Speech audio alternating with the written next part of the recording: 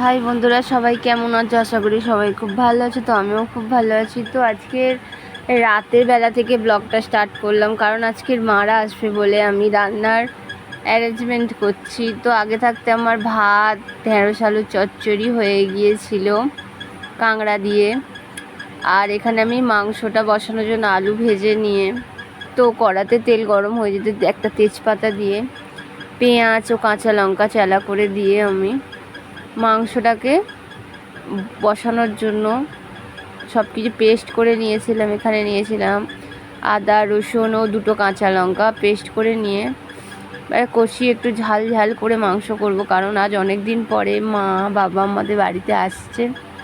তো ভাবলাম রাতের বেলায় মাংসর তরকারি করি। তো সত্যি কথা বলতে কি, মা বাবা বাড়িতে এলে কার না ভালো লাগে। তো আমার মা বাবা প্রায় আজকে 6-7 মাস, আরও বেশি বা কম নয়, আমার বাড়ি আসছে সবে। তো যাই হোক, আসছে বলে এত গরমে মায়েদের জন্য লস্যি বানানোর জন্য আমি প্রস্তুতি করছি। আর ক্যামেরার পেছনে আছে আমার ছোট্ট কিউট বাবা, আমার ছেলে ক্যামেরাটা ধরে দিচ্ছে। তো আমি এখানে লস্যি বানাচ্ছি, যেহেতু এত গরম পড়েছে। বাড়িতে মা বাবা এসেছে, লস্যিটা বানিয়ে ওনাদেরকে আমি লস্যি খেতে দেবো বলে আমি লস্যি বানালাম। প্রথমেই দিয়ে দিলাম আমি মিষ্টিতে টক দই, দুধ আর চিনি, কাজু বাদাম দিয়ে দিয়েছিলাম। তারপরে মিক্সড করে নিয়ে আমি ঠান্ডা বরফ তার সাথে অ্যাড করে দিয়ে আবারও আমি মিক্স করে নিলাম।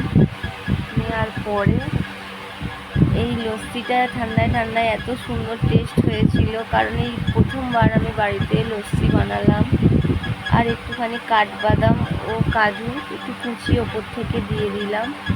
আর মা বাবা আসার সময় আমার জন্য মিষ্টি, আর যেহেতু আমি দই খেতে খুব ভালোবাসি বলে মা আমার জন্য এতটা দই এনেছিল বাড়ির সবাইকে দিয়ে।